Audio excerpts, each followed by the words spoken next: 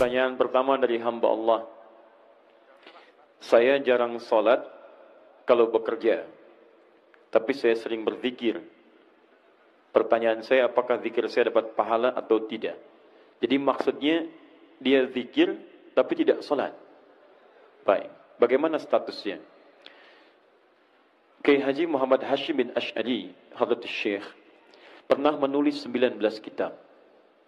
Kitab keduanya disebut dengan Risalah Ahlus Sunnah wal Jamaah.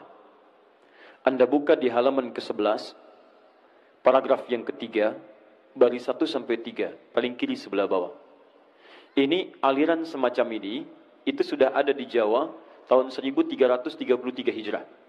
Dikenal dengan Abahiyun. Judulnya diberi bab Faslun fi Zuhuril Bid'ah fi Ardi Jawa wal Mubtadi'ina fiha wa Intishariha. Pasal tentang datangnya aliran-aliran yang menyimpang di tanah Jawa, penyebarannya dan tokoh-tokohnya. Di antaranya dikenal dengan Abahiyun. Siapa Abahiyun itu? Yaitu orang-orang yang berzikir dalam dirinya. Kemudian dia menyimpulkan wasafa qalbuhu. Hatinya telah merasa bersih, merasa tenang. Wala yantabiqu alaihi al-amru wan nahyu. Dan tidak berlaku lagi bagi dia larangan dan perintah. Karena itu orang ini, dia sudah merasa nggak usah sholat. Karena sholat itu bagian dari zikir. Yang penting saya sudah bisa zikir, saya sudah sholat. Sehingga dia mengatakan, kalau orang masih sholat itu masih latihan. Karena orang kalau sudah sholat, sudah dekat dengan Allah. Fayantabiqu alaihil iman, wakhtaral iman alal kufri. Dia memilih beriman, dia merasa beriman, dia tidak kafir, yang penting dia zikir, dia tidak sholat. Kata Syekh Hashim, ini termasuk kepercayaan yang menyimpang, aliran yang menyimpang, dan dikenal kemudian dengan aliran kebatinan. Kebatinan itu zikirnya cuma akhlak saja, yang penting akhlak baik. Zikir dalam diri tidak usah sholat. Maka yang seperti ini dianggap bertentangan dengan aliran-aliran, atau dianggap bertentangan dengan nilai-nilai dalam Al-Quran dan Sunnah Rasulullah SAW. Karena di antara makna zikir itu sholat. Jadi kalau anda tidak sholat, berarti anda meninggalkan zikir. Ya, Nabi sholat, sahabat sholat, tabi'in sholat, ulama sholat. Bahkan semua Nabi sholat.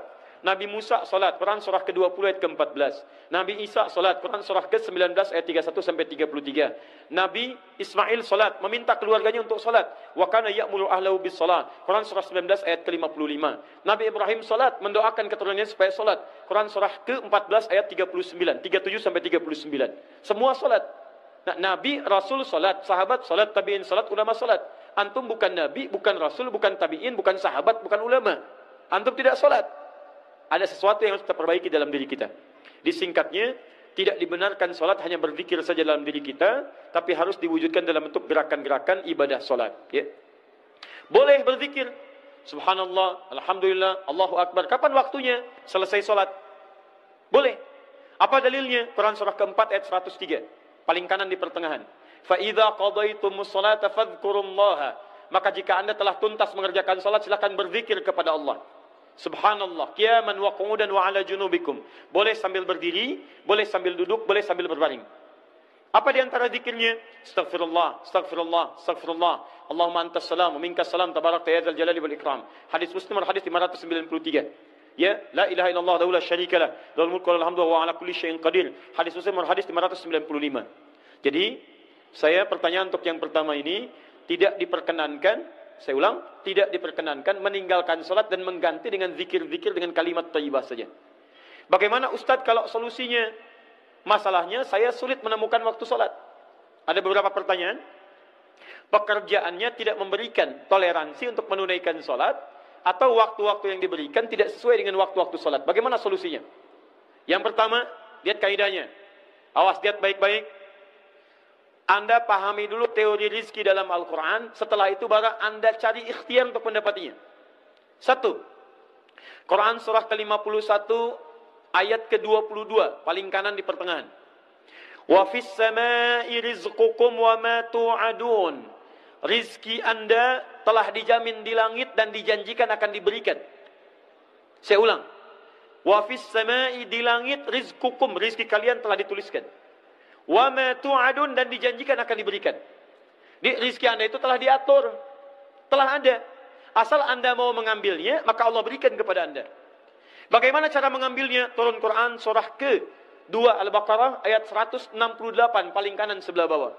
Ya ayyuhan nasu kulu mimma fil ardi halalan thayyiba. Hai manusia, silakan bekerja di dunia, di bumi silakan kerja dengan cara yang halal dan thayyib, dengan cara yang terbaik. Bagi orang beriman, Quran surah kedua ayat 172, paling kiri di pertengahan. Ya ayyuhalladzina amanu kulu min thayyibati ma razaqnakum. Hai orang-orang beriman, silakan cari rezeki, dapatkan rezeki kami telah siapkan. Cuma saat Anda mencari rezeki itu ada turunan yang lainnya. Perhatikan baik-baik.